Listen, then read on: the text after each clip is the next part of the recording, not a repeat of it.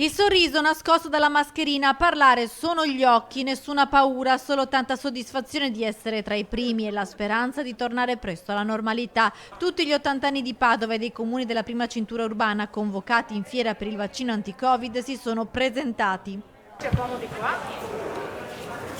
Giovanni è un gentiluomo, ringrazia e fa i complimenti alle infermiere.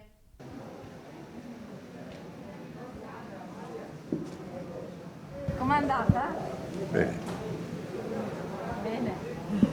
trovo una di apre. Meglio però. Meglio. Li vedete lei è carina, eh? Sta per essere vaccinato, è emozionato? No, perché me l'aspettavo, era una cosa necessaria, ecco. Quindi non ha paura. No, assolutamente.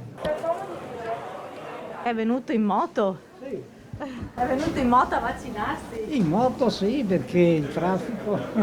Molto felice per la mia difesa e la difesa degli altri. Questa signora si vaccina per abbracciare in sicurezza i suoi nipoti. Vai nonna che siamo tutti quanti sicuri. Lei è già stato vaccinato? Sì signora, Com'è andata? bene, benissimo.